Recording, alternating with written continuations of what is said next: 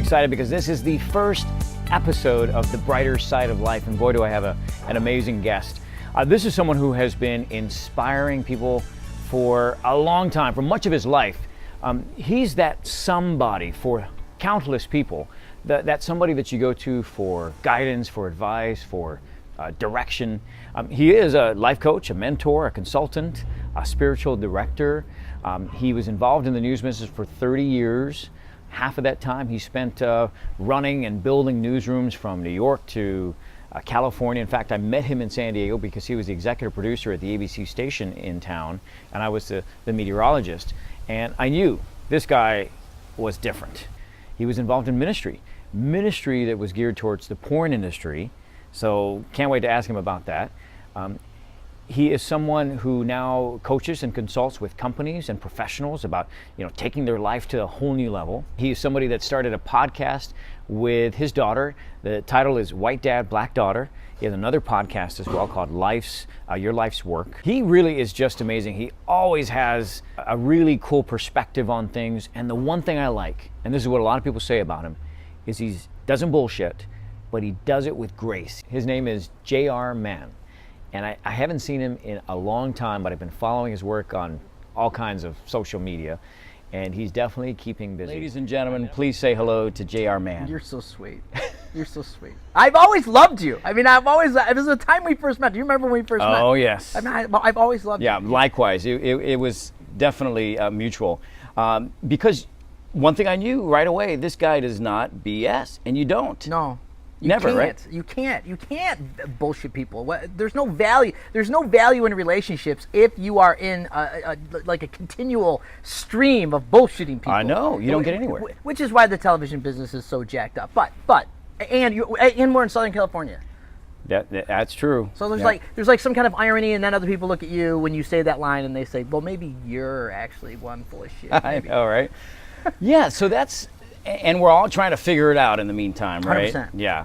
So let's talk about that, actually. So you were in the news business, and we haven't seen each other in, 5 years? Yeah. Last year, you went from our station at ABC to Union Tribune to Fox, right. And then what now? What are you doing? So right now, I run a 501c3, a nonprofit, and then I also have like a pay-per-play kind of side to that as a mentor, consultant, speaker, life coach. I guess people call it life coach. I try to stay away from the moniker of life coach because obviously the market is flooded with everybody who's coaching somebody on something. It's so valuable, but it's unfortunate that it's got that image. Well, yeah, I mean, I think people generally, for those who are hitting successful seasons in their life, whether it's relationships or career or faith-based situations, I can see how people go, yeah, like I need somebody to talk to. But at the end of the day, we all need somebody to talk to. Now, of course, some more than others as they're rolling through a season. But, I mean, at the end of the day, I'm not sure what to call myself. I mean, I've been called I'm a pastor, spiritual director. Like, spiritual director really throws people off. They're like, what the hell does that mean? Yeah. That's so, it's esoteric. It's kind of insane. So at the end of the day, what I really do is kind of how you introduce me. Like, people knock on my door because they know I'm not going to go too long before I get right into the root of what the hell's going on. And you believe that every successful person has somebody who keeps them on track, who inspires them, who they can go to for guidance, and that's basically what you help people with. Yeah, I say my line is you can't believe alone. You can't believe alone. There are some people that want to isolate themselves in spiritual transformation. Like, I'm going to go to an island by myself and find God. That's bullshit too. So we need somebody. Everybody needs somebody. Growing up when I was 18, I had a guy named Tommy Cusick. He was a dock worker in Cleveland, Ohio. He was in his 60s. He had a big thundering sledgehammer for a hand. He grew up in the east side of Cleveland, and he didn't take any crap. And when I met him, I was 18. I was a mess. The season of life I was in was, super rebellious, just like most teenagers. And he managed to turn me around, inside of a conversation. So from there, it was really and he told me, yo, give it away. Give this away. So, from there, he helped form me as a man, but bigger than that, he helped form me with that idea. Everybody needs somebody. So, I got it. Like, early on, I got people would come to me. I got it. As a teenager, in my 20s and my 30s, they would knock on the door and go, hey, this is what's going on. Whether I wanted to leave a job, or whether it was I cheated on my wife, or I got this massive drug addiction that nobody knows about. Yeah, I completely get it. I'm the youngest of 8, and I was always the one that people came to. Cousins, siblings, other older siblings coming to me for advice throughout the years. So that's very interesting. I totally get what you're talking about. Let's talk about, first of all, one of the things you did before I knew you, and that was you were involved in ministry.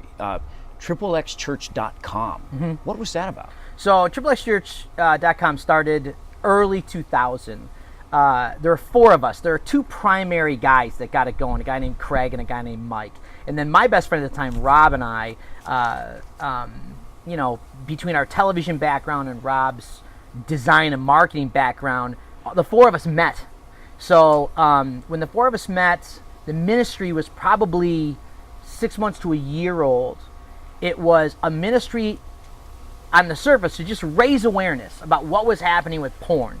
Because at the time in 2000, kids, mainly teenagers, started to download this crap and really started to get, for lack of a better word, hooked into what porn was. And that's also phones and internet. It became more accessible. Yeah. I mean, 17, 18 years ago, right now I could literally go to a porn site and with a flash, boom, there it is.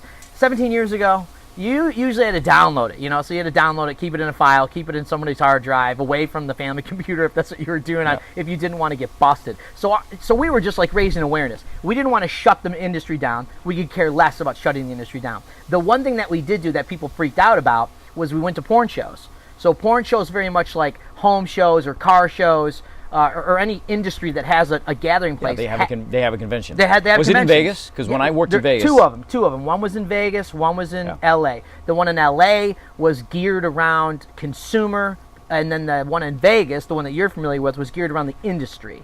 So it was AVN, adult video, and so we would go and rent a booth. Really? We'd go and rent a booth. So people flipped out. They're like, Christians, the American church, the evangelicals, about had a damn stroke. They couldn't believe that we were a ministry going into the porn show. And we very much, again, like I was raised in the church barn, so to speak. Mm-hmm. I didn't go to church when I was a kid.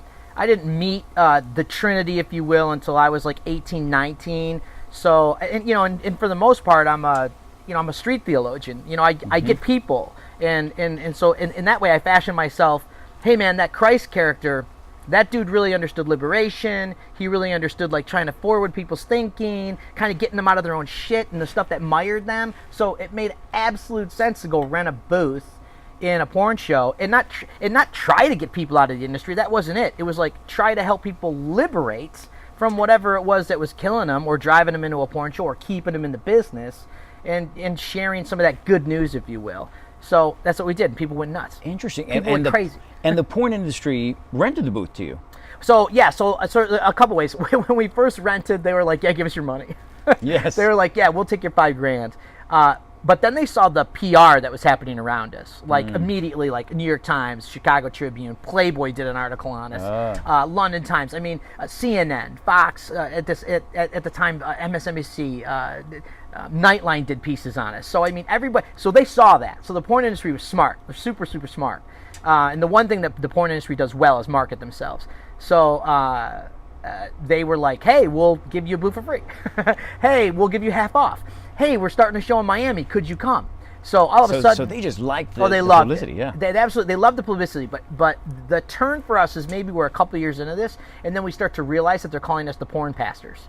So for my side of the fence, as executive director of the ministry, became a real heavy pastoring of the people in the industry.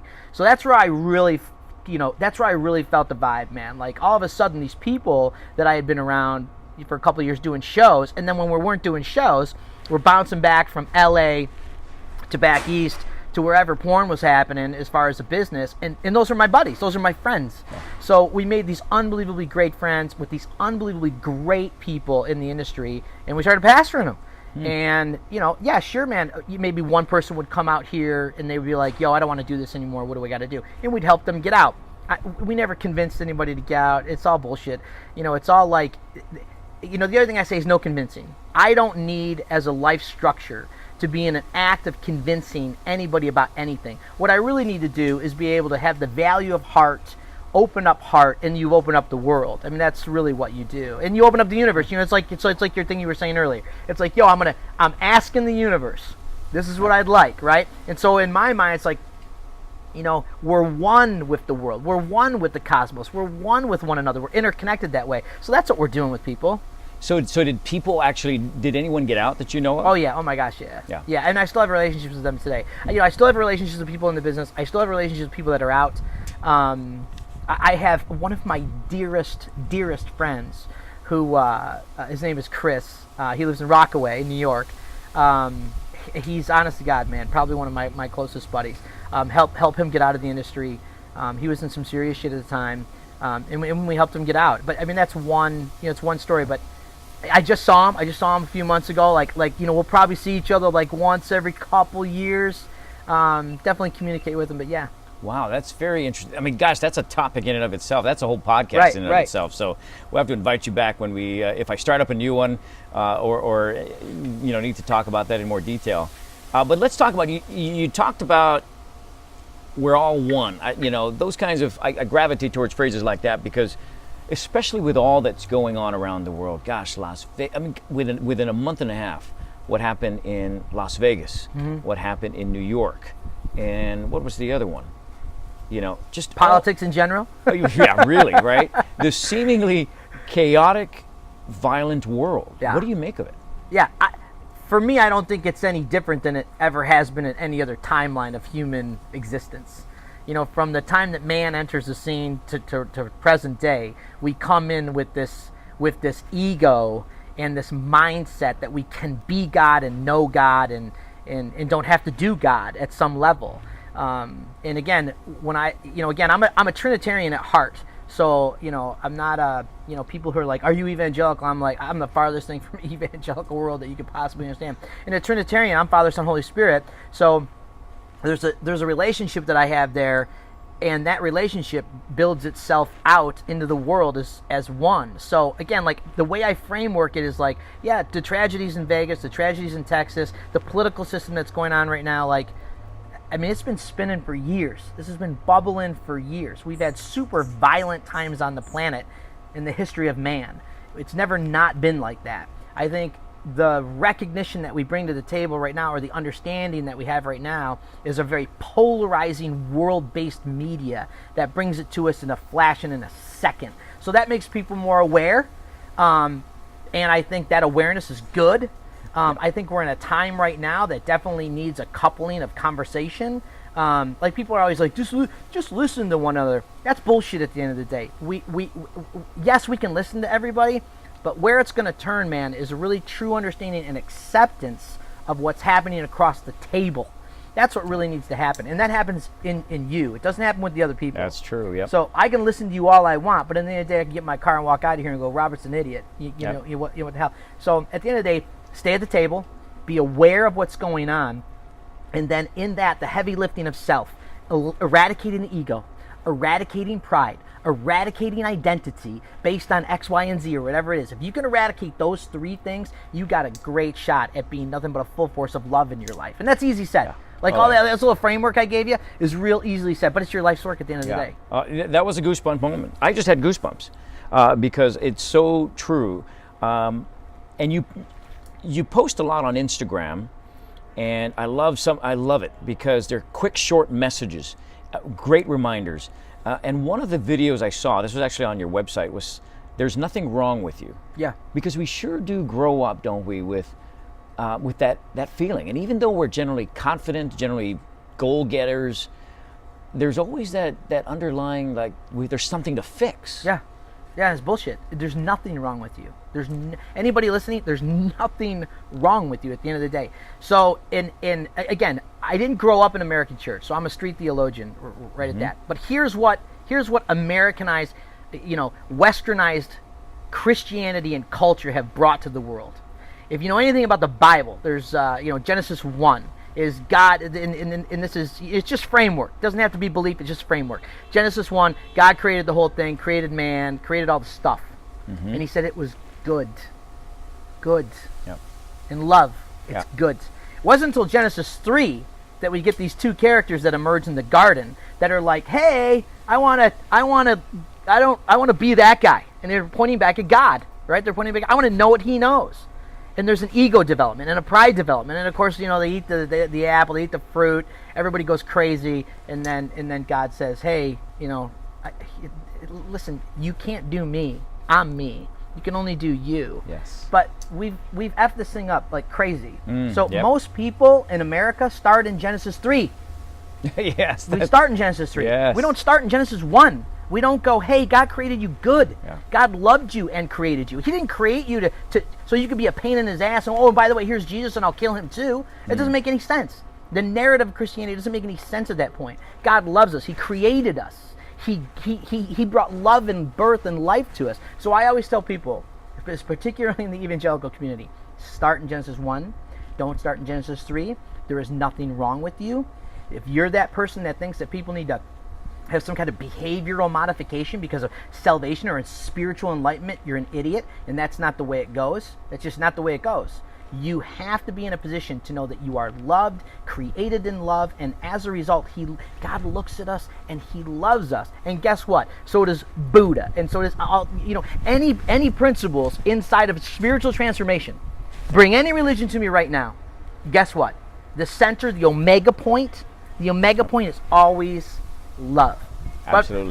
But for some reason, Americans, we get this all crashed out because we want to go, I suck, I raise my hand, I do some kind of a prayer, and boom, I got this behavioral modification going on in me that's going to be wonderful. Yeah, absolutely. Or you're raised a certain way of thinking. You know, I was raised Catholic, and it wasn't until I went off to college and started learning about world history, about, oh gosh, all that happened over the centuries, and were we just brainwashed all this time?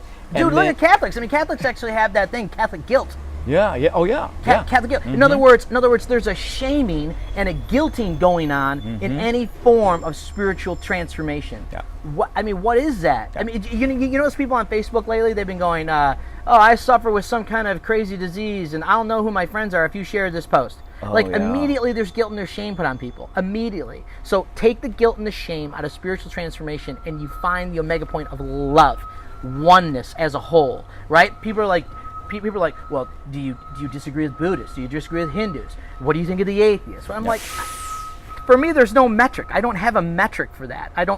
Jesus didn't have a metric for that.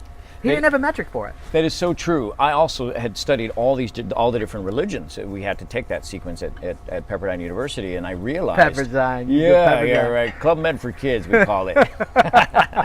But I walked away from those classes thinking, wait, this is the same stuff. This is the same shit. We all believe in the same stuff. Is that, the golden rule, do unto others as you want done unto you. And it all kind of centered around love, yes. I once had a coach, I hired a personal coach several years, and we talked about, talking about some of my struggles and whatnot. And for some reason we got into the conversation about love, and she said, Robert, it's all about love. And I thought, what is she talking about? It's all about love. Like the source of the solution to everything is love, right? Years later, more and more, okay, are we hearing the trash? It's good. They're doing their jobs. In love, Robert. Yes, it's trash day apparently where we are right now. See, in oneness, we need that guy. We do, yes. Trash, yes, and trash is good. It's all good. And we happen to be right near an alley, and of course there's tons of trash bins and apartments near us and homes. Great. We're going to have to stop this for a moment. Oh, you're fine. You're fine. Let's see. Well, let's carry on the conversation. So anyway, she said love. What is... she said love. Love is everything, and I thought, what is she talking about? I absolutely get it. When you look at all the issues that are going on in the world right now, if you can get in an ideal world, if everybody stopped and just heard everyone out, listened, understood the other person, dropped the ego, dropped the shaming, and loved the other person no matter what, it sure makes a huge difference. But that's not what's happening. No. In small groups it is. No, the other thing we do is, again, because we're putting guilt and shame on big, huge chunks of spiritual transformation understanding, we're diluting any spiritual teaching or teachers or people that are mentors or guides in our life. For example, like Christ is a liberator. He went after your ego. Yeah. He went after your ego. That's exactly where he went. There wasn't a religious leader in Christ's time that knew Jesus and knew of him that didn't have his ego smashed up against the wall. Hence, they killed him. Okay? Yeah. So at some point, we have to really understand that. And then his teachings become much more fruitful in modern day versus this idea of perplexity of nothing but behavior modification. That's not it. That's not where we find true love. We don't find true love when all of a sudden I start, just solely concentrating on behavior. It's my ego and my pride and the inner work that I must do to eliminate anger, to eliminate hate, to take away, to value peace, to value rest. And here's rest, right? Rest in 2017 is unplugging your phone and going to an island somewhere. No. Rest is truly understanding the provision of spiritual transformation, understanding what is happening inside you as a result of you turning your face upward every now and then, or outward, or to your community, whatever the hell you want, wherever you want to go with that. Yeah, it's this awareness, right, of what's happening in your life and what do you do about it. A consciousness and awareness, yes. Mm-hmm. You, in one of your podcasts, you talked about who hurt you and what are you going to do about it. Yeah. And isn't that really, for a lot of people, that's the source of all the challenges they face into adulthood, isn't it? Not making peace with that. So I got this great story that I tell people. I have a client. He's a wonderful guy, and he says to me, and this is exactly who hurt you, and what are you gonna do about it? He says to me, I know I'm supposed to love my mom, and so I keyed in on, again, you got to hear his words. I know I'm supposed to love my mom. So there's a couple things going on in there. Like he doesn't like his mom. His mom has done stuff to him, and over the course of time, he's come to understand that the personhood of his mom, he's not down with it. He's just not down with it. But he's supposed to love his mom, which has kept him in this relationship that has been burying him for years and hurting him for years. No boundaries, no exorcism of honesty from him and his side of the fence. And I'm like, dude, you can keep supposing loving your mom, or you can build boundaries on your mom and let her know, this is what you do to me, this is how it's taken in, and I'm moving on from it. Because at the end of the day, man, again, a mom's an extreme example because most people are going to listen and go, well, you got to love your mom. What the hell's wrong with you? I'm like, listen, at the end of the day, you have relationships. If there's an allowance for no boundaries in a relationship, you're screwed. You're screwed at the end of the day because all you're doing is ingesting the other person. They call it codependency, right? This is what they call it. Yes. They call it codependency. At the end of the day, you have to understand, people have wrecked you in some form, and because they've wrecked you in some form, you are the one that needs to build the boundaries and do the heavy lifting and look inside. You can blame the other person all damn day if you want. You can be angry all damn day if you want, but I guarantee there's no fruitful living there. There's no fruitful living there. Yeah. I know some really successful, crazy guys. Millionaires, drive great cars, have wonderful prestige, live in La Jolla. They're doing really, really well, and they're still pissed. And guess what? They're still pissed. They're still pissed. They're still pissed. So you got to own that stuff. You got to own this. So you got to move on. So now this guy, instead of saying I'm supposed to love my mom, he says I'm learning to love my mom. I'm learning to love my mom. Way better cadence. Much more powerful, right? And he's coming from his power of choice. He gets to choose. Bingo. Right? Bingo. And that's it. If you're hurt, you're going to make a choice. You're going to make a choice, and it's your deal. It's your deal. First off, you got to get away from the people that are hurting you. I mean, if you're within the sound of my voice and there's people sucking your energy and hurting you and taking you to task in any which way, you got to assess. You got to assess. The problem is we find a lot of our safety and security in people. We find a lot of our safety and security in people. So that stops us sometimes. And we will take a lot of shit before we're like flat out on the floor. Let's talk about the path that you have taken here. So you were in the news business for some 30 years. Yeah. And so now are you out of it completely? I freelance still, I'll still do gigs. And I don't know if it's a news business, probably TV business. Yeah. Like I just did a pretty big gig in LA it was like, a premiere it's not a premiere, but it was an event that had like a red carpet. So I'll do stuff like that, produce stuff like that. I mean, truth be told, man, I still have that, it's like smoking crack. It's like, that, I shouldn't say that. It's like, there's something about TV that will always draw me. Like, I'm not that guy that's like, some shaman sitting on the hill going, I disavow the world. Yeah. I disavow the world's fun. No, I'm not like that. So yes, I'll still freelance from time to time, but 30 years in the business, man, I don't regret a single day, hour, or minute of it. Yeah. My best friends are, still immersed in the business in some way or connected to the business in some way. I love it. I still bitch like crazy when I watch the news. It's like I watch a newscast and I'll complain like 30, all the way through it. My wife will be like, "I'm not watching news with you." Yeah. So I mean, yeah, I loved it. I loved it. We could use some ministry just for news people. No, 100%. We've often talked about starting a nonprofit just for news folks. So you can get over the PTSD of news. Oh my goodness, tell me about it. So let's talk about family. You have written on your website that you raised survivors with Diane, Saint Di, you like to refer to your wife had. Tell us about that. So 11 years ago, we adopted a sibling group of 3, 2 boys and a girl. They were 7, they were 3, and 1.5. So Di and I can't have kids. Some it turns out some people get married and can't have kids. Weird. Yeah. My brother and his wife as well, and they've adopted three kids. Yeah, so that's what Same you reason. do, right? That's Same what reason. you do. So we got licensed to foster care adopt, and this was back east. We licensed to foster care adopt in Cleveland, then moved to Grand Rapids.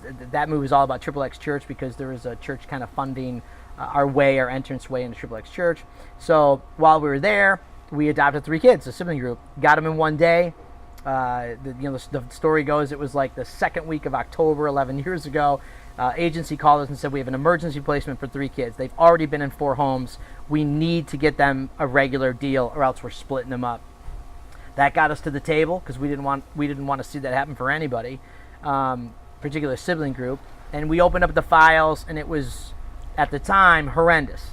The abuse, the situations that they were been in, you can't believe it. Like, your mind doesn't process some of the crazy crap that these kids went through. So I said, yeah, we'll meet them. We only wanted 1. We only wanted 1, but we got 3. We met them the next week, and then the week after that, we took them full time. So literally 3 kids overnight. My wife, we call Saint Di for obvious reasons. Not only she married me, but then but then she takes in 3 kids. My wife stopped her life. My wife was a pretty genius marketer. She had been in television too. Just super great, man. Like just super great. She stopped her life. She's like, with all the abuse issues and the attachment issues, and just the limiting stuff that was going on in their lives, we knew we had to have one parent that was in their business all the time. So she says, I'm in. Yeah. So she literally stopped her life, and she's still doing that 11 years later. We homeschooled them for probably 8 years just to get the roll over into the attachment of family. Because I tell people, you learn to love. Strangers don't just meet and like we walk happily down the path. No. Adoption is a huge pain in the ass at the end of the day, period, end of story. But it's something that will change your life for good, and I keep emphasizing, because I talk to parents all the time who are adopted, or who are adopted parents, and they're like, "Oh my gosh, why did we do this? This is so difficult." But at the end of the day, it changes your life for good. So that's where we are. 11 years later, everybody's fairly healthy.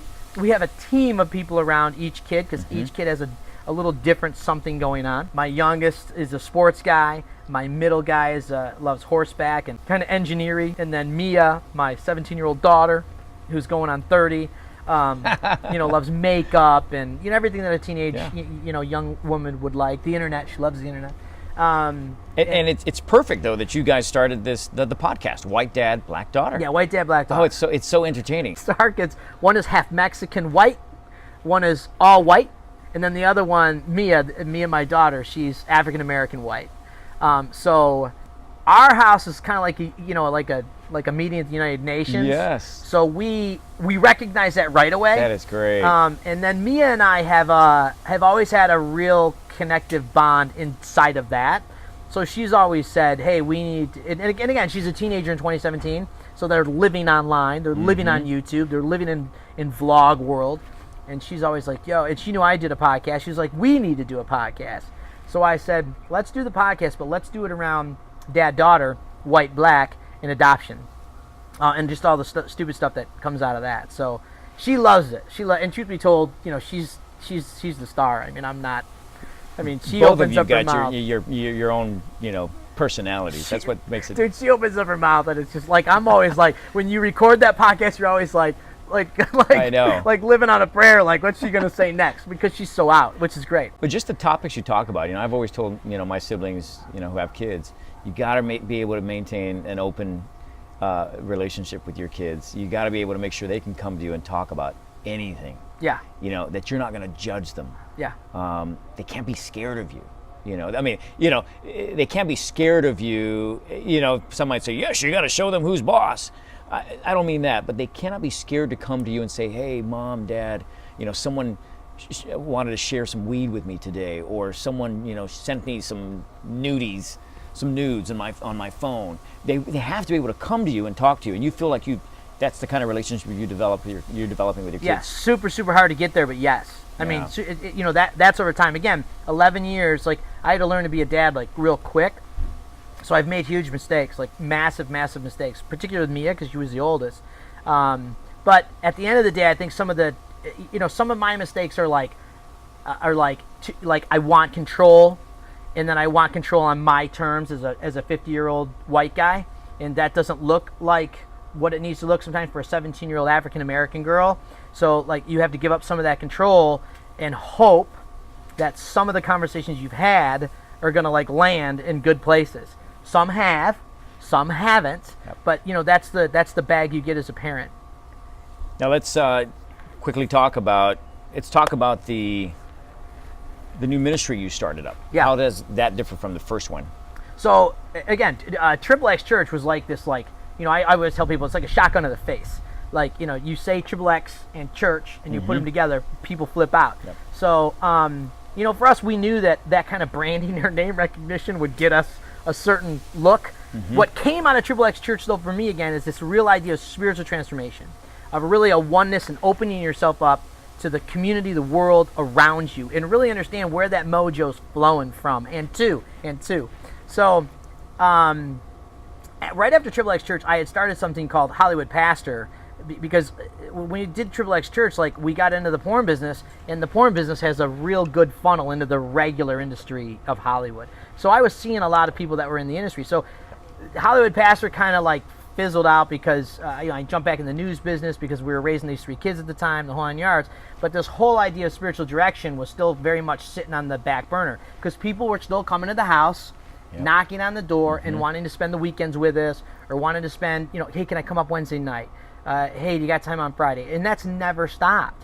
So in this last year, I went on to get my certificate in spiritual direction, so people would know that I was some kind of a real guy because I had a piece of paper, because that's what the world wants. Yes. Dude, don't wrap your identity in paper, by the way. I know, right? Isn't that crazy what we do? But dude, I get it's crazy. It. Yep. But it was great for me because it was a real good education that I needed, and really truly defined true self, really defined who I am, what God has made me, my purpose in the world, if you will. So then it was like, let's get a 501c3 started, because we don't want to turn anybody away. Like, if you're going to do pastoral care, or if you're going to do counseling or therapy, most likely there's going to be a monetary hit to it in some direction. So the people that were coming to see me, who I've been spiritually directing for years, I never said I'll charge you. Maybe every now and then somebody would bring a dinner or have me out for coffee or something like that, but that was about it. So Di and I, who's very much involved with this with me, were like, free. Anybody that comes to us from now on, 100% free. So that's the 501c3. Okay. So if you pay into it, it's called Tabletop Ministries, because this is what we do, right? We're always at the table. Yep. I'm not sitting on no couch, Robert. I'm not doing that, baby. Not from a stage or an altar. Yeah, nothing like that. It's like, this is where life gets done. In fact, this very place, I guarantee you, on any given night, on any given day, people are coming together to talk about their stuff. Yep. And so that's Tabletop. But Tabletop Ministry does it in a very kind of pastoral care, spiritual direction kind of practice. So spiritual direction is thousands of years old. Started from Catholics that were very, they lived in a hermitage, or they were cloistered away from the world. And when they came and emerged back into the world after having really wanted to get near to God, there was a spiritual father or a mentor or a coach that kind of slid alongside, listened to what was going on in their heart, their mind, their body, what was happening around them, and then just help really hear those intuitive divine voices that we all have. We all have them. So that's the framework that I give people now. What does it look like at the end of the day? It looks a lot like this, but it also looks like me leaning in. So where I might be different from your traditional Catholic Episcopal spiritual director is I lean in. And when I lean in, I call bullshit. So that's kind of where it goes. But that's what I've done my whole life. I think the added piece for me right now is to really understand divine voice in everyone and really help people hear it. Is that separate from the life coach or the consultant? Yeah, I mean, there's definitely a pay-for-play, because a lot of my pay-for-play clients, some of them aren't necessarily into, hearing the divine voice. Yep. Some of them just want a damn job, and they have to figure out where they're going next in the business, next in the industry. Some of them have some wrecked relationships that really need a focused look. Some of them have addictions, whether it's a sexual addiction, an alcohol addiction, a drug addiction, some of them are just like that. Not everybody has a gear toward the divine voice. Not everybody. I mean, some people, the majority of people really, they hear that internal thing, but some people just want a new job. Yeah, they want to take their career to a whole new level. 100%. Their relationship to a whole new level. 100%. Yep. Yeah. So man, I get that. I'm not going to split hairs. Like, anybody that comes and hangs out with me, we're eventually going to get to a mega point. we're eventually going to get there. And I know that. Like, that's probably the spiritual director part of me. Like, eventually the conversation's going to go to divine voice. Yep. So how would people be able to find you? Okay, so it's simple. It's JR Mahon. It's an old Irish name, JRMahon.com. I'm at JR Mahon everywhere else. The website's pretty simple and easy. My number's on there. Here's the other thing. Is like, I put my phone number out all the time, and people always freak out. Why the hell are you putting your number out? And they'll call me, and they'll go, why are you putting your number out? It's very funny. And I'm like, well, why are you calling me? So, I mean, I'm available, so that's how I run the business. That's how I run the ministry. You call me at 3 a.m., I probably will answer. You call me at 3 p.m. if I'm not with a client or somebody, I will answer. So that's kind of how I run my deal. After seeing years and years and years and years of evangelical ministries and pastors not pick up their phone and not answer emails, I'm like completely on the other side. And 30 years in the business where I've seen egos literally deflate people in a second and a half. I'm not going to be that guy. Like, yeah. I've made up my mind that that's not me. The website is also where they can get links to your podcast, right? Yeah, so I keep everything together. Like, yeah. Maybe I mark it wrong, and I'm sure I do, but it's like, I think at the end of the day, there might be a lot of people doing what I do, but it's not that I want to do it better. It's that I probably want to do it a little bit more sincere, and I want to do it a little bit more real. I want to do a little bit more real. So I put everything together on the website. Yeah, that makes total sense. Yeah.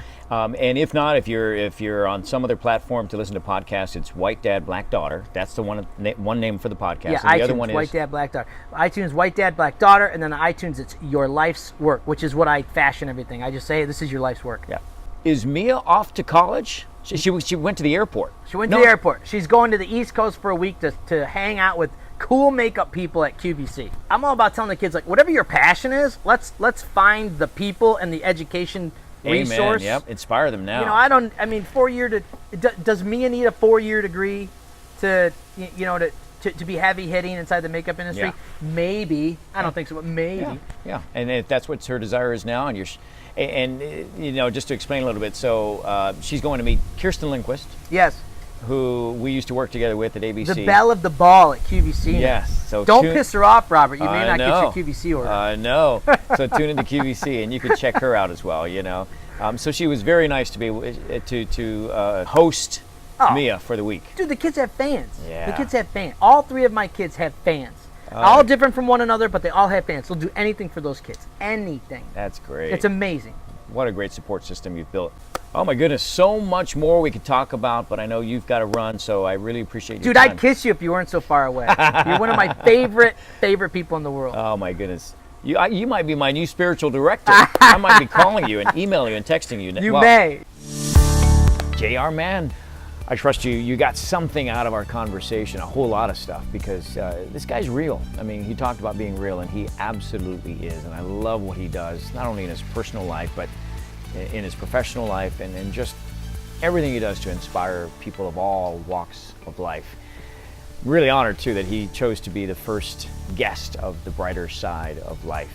Thank you especially for being part of this moment. It's really special for you to tune in as well. I mean, this is the start of a whole bunch of great episodes, and I really thank you for tuning in. So stay tuned for the next episode of The Brighter Side of Life.